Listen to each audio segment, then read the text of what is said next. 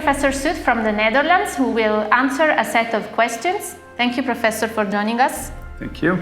The first question is, what is the kingdom you identify yourself with? Now, I already mentioned that in my talk. I have three kingdoms. So I worked in all the three kingdoms. So that's perhaps the best thing to do here. So I'm not identifying me. The only thing that I think that endocrinology and embryology can be far away for me. What is then the weapon in terms of procedure or technology you identify yourself with in terms of in the kingdom that you belong to? I think that the weapon has to be more knowledge of basic gynecology, and whether you do that using ultrasound or hysteroscopy or other means, like I presented this afternoon with speckle tracking of uterine motion. It doesn't matter if we have more understanding of each other, then the kingdoms melt together. I think that's better than thinking about separate kingdoms. Thank you very much.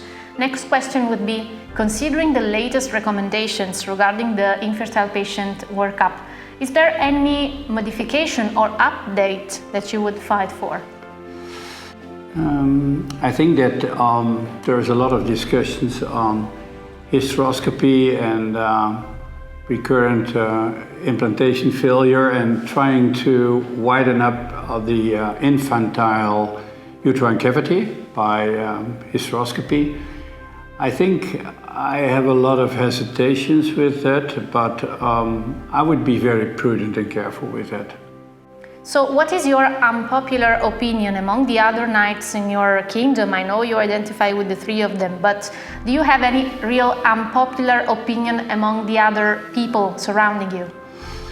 I think it's very wise not to speak about my unpopular thoughts, but being honest, I think this meeting was really very helpful to connect and to collaborate in the future more with each other, to have more understanding, because I think that at the moment of an embryo transfer, the sonographer thinks he's right or she is right, the embryologist is everything, and the gynecologist doesn't understand the embryologist or the sonographer, and that this Congress we can have a more understanding of our work and can have discussions and improve our work and thoughts.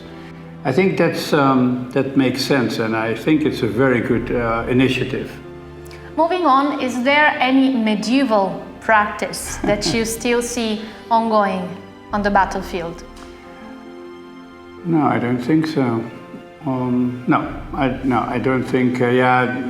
D and C only in those situations that you have a cervical stenosis and you can't get in with a very tiny hysteroscope, then a DNC is possible. For the rest, I think you have to leave the DNC for what it is. So what do you think is the strongest connection or the strongest partnership among the three kingdoms that we are considering?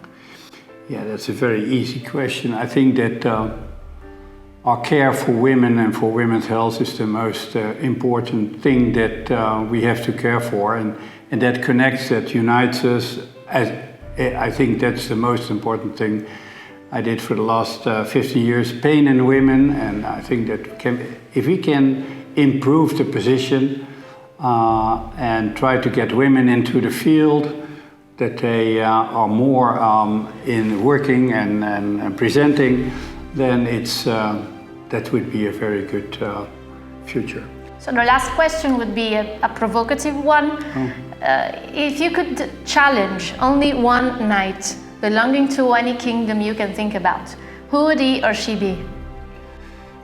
I think I'm not going to challenge anybody.